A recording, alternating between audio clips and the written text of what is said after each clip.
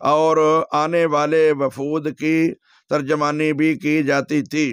تو جب رسول اللہ صلی اللہ علیہ وسلم اپنی بات میں گفتگو کرتے تھے تو کیا اس میں قرآن کی آیات نہیں ہوتی تھی؟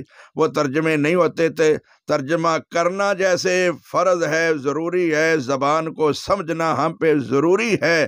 جب دنیا کی تمام زبانیں سیکھنے، پڑھنے، ترجمہ کرنے کے لیے ایک دوسرے ملک تک جاتے ہیں، یونیورسٹیوں میں جاتے ہیں، کالجوں میں جاتے ہیں، کبھی کسی نے فتویٰ نہیں لگایا۔ یہ کچھ علماء جذباتی ہوتے ہیں، یہ انگریزی پڑھنے پر بھی فتویٰ لگا دیتے ہیں، انگریزی کفر ہے۔ بھائی یہ بھی کفر نہیں، زبان کوئی بھی پڑھو، ہر ملک کی ہر زبان پڑھو، پڑھیں گے تو ہمیں پتہ چلے گا ان کے اعتراضات کیا ہیں، ان کو سمجھانا کیسے ہے، ان کو ان کی زبان میں سمجھائیں گے۔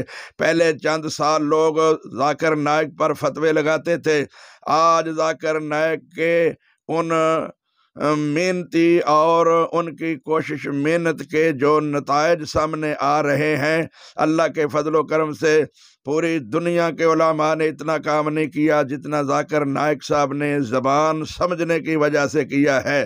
جو انہوں نے ہندوؤں کے ساتھ مناظرے کیے، آریوں کے ساتھ مناظرے کیے، دیگر مذاہب عیسائیوں کے ساتھ مناظرے کیے، لاکھوں دنیا انہوں نے ترجمہ کر کے اپنی زبان کے اندر ان کو بات سمجھائی اور پھر ان کی زبان میں ان کو بات سمجھائی۔ تو ترجمہ کسی بھی زبان کا پڑھیں گے، کریں گے تو سمجھ آئے گی نا۔ اس لیے یہ ترجمہ کرنا گمراہی والا فتویٰ مفتی عبد القریشی کا سراسر غلط ہے۔ یہ فتویٰ بذات خود گمراہی ہے۔ آج اتنی بھاری پر فیسیں دے کر غیر ممالک میں جا کر سندیں حاصل کی جاتی ہیں کہ اس زبان کو پڑھیں، اور اسے آج اعلیٰ تعلیم کہا جاتا ہے، حالانکہ اعلیٰ تعلیم تو قرآن کی ہے۔ خیرکم من تعلم القرآن وعلمہ، سب سے بہتر وہ ہے جو قرآن کریم کی تعلیم حاصل کرتا ہے، پڑھتا اور پڑھاتا ہے۔ رسول اللہ بہتر تعلیم کہیں جو پڑھنے پڑھانے والا ہے۔ اگر ہم اس کو اپنی زبان میں نہیں سمجھیں گے تو ہم اس پہ عمل کیسے کریں گے؟ کس چیز سے ہم رکیں گے، باز آئیں گے؟ تو میں عرض کروں گا ایسے مفتی حضرات سے کہ آپ ایسے فتوے نہ دیا کریں، بلکہ وہ فتوے دیا کریں جو قرآن و حدیث کے مطابق ہوں۔ اللہ تبارک و تعالیٰ فرماتے ہیں افلا یتدبرون القرآن، کیا تم قرآن کریم پہ غور و فکر نہیں کرتے، سمجھتے نہیں اس کو؟ تو تب سمجھیں گے جب ہم ترجمہ قرآن کریم کا پڑھیں گے۔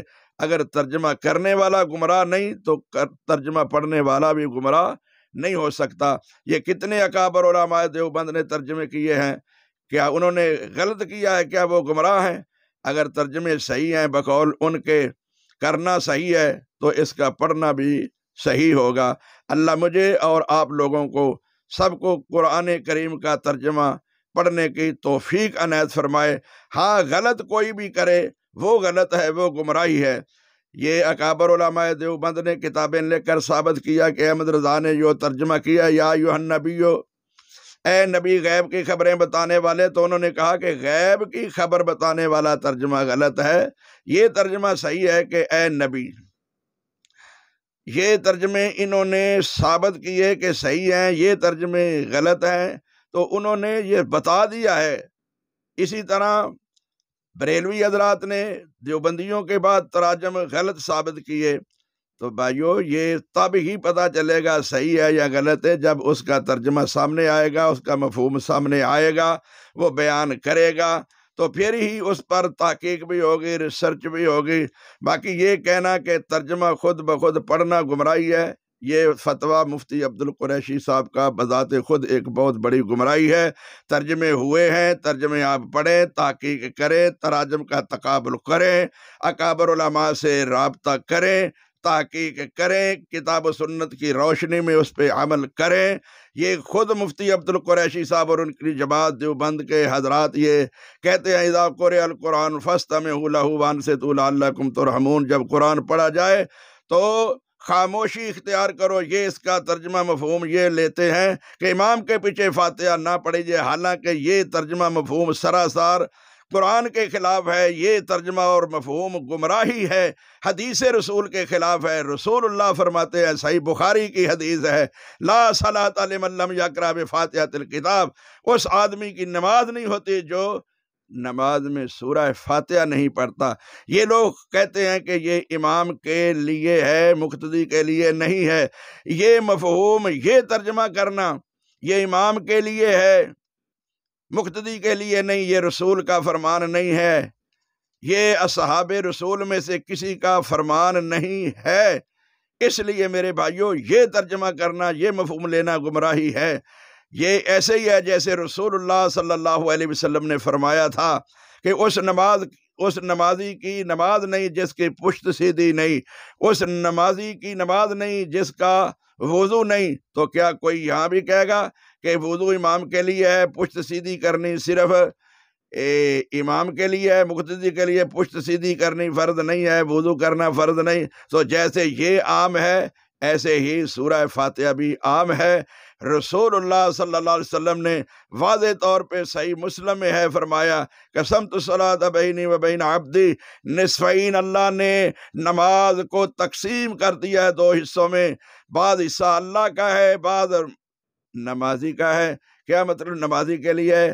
جب انسان کہتا الحمدللہ رب العالمین، قال اللہ تبارک و تعالی حامدنی عبدی، کچھ جملے انسان کہتا ہے جواب میں رحمان، کچھ جملے کہتا ہے، تو یہ تقسیم صرف نماز کے اندر سورہ فاتحہ کی ہوئی ہے۔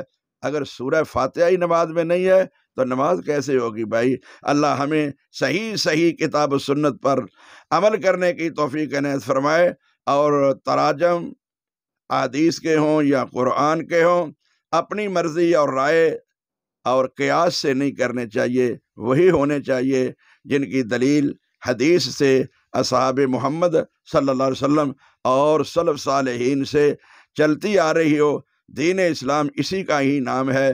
قرآن کو سمجھنا فرض ہے، وہ تب ہی ہوگا جب ہم اس کو عربی زبان کے قاعدے قانون کے مطابق سمجھیں گے اور اس کو اپنی زبان میں منتقل کریں گے۔ اللہ ہمیں عمل کی توفیق عنایت فرمائے۔ آخر دعوانا الحمدللہ رب العالمین۔